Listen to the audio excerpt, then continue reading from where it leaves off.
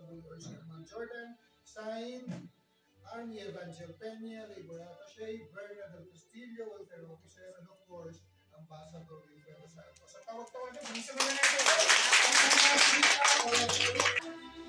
Sunod, Minerva Segovia, Lady Padua, Glenda Navarro, Roxanne Grace Velasquez, lahat ng kakabayan mo sa swelling sa buhay. Josephine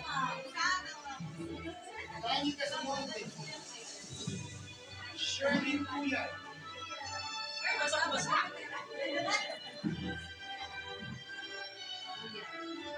Lovely Lito, Lovely. Galing nasa monte. Kasi po yung galing lang. Galing sa'yo, Lovely. Sige mo na kay galing ka sa monte. sunod si Kathleen Consulier. At syempre ang model niyo, Rhea Pinante, Sana mo. Noreline Mariana, Join us. Ito na magandang teacher. Dulce Elenco, Miss Dulce. Editha Onza, Bigyan niyo na lang kay Dulce. Rivers Magbanwa, Banwa. Ian P. Categoria, Maria Mercedes. Ang pangalan ko. susunod si Shaiya Laksamana, susunod si April Diane Tila, Nasa baba po ata. Diana Rose Galera, Josefa May Salvador, susunod si Eleanor Manila, tapos si Mary Rose Ann Soltea, Joanna R. Mabana, Joanna.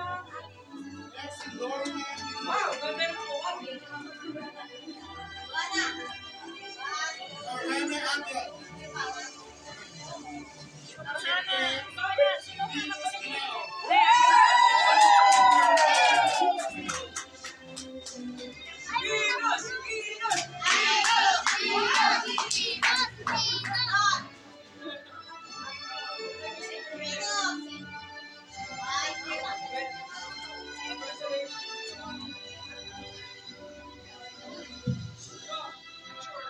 Okay, susunod naman, bibigyan natin ng certificate of appreciation sa tokens para sa mga naging trainers natin na may volunteer their time.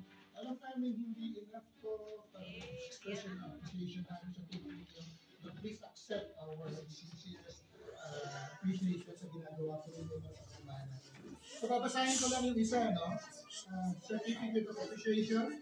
This certificate is presented to in recognition of her invaluable service to the Filipino workers in Jordan by sharing her professional expertise and serving as assistant trainer or trainers of Basic Hand Foot Body Massage given this 13th March of 2023 at the Migrant Workers Resource Center, Pirmada rin, Labor Attaché Evangel Peña, Welfare Officer Bernardo Castillo, at Ambassador Wilfredo Santos. So, maybe po,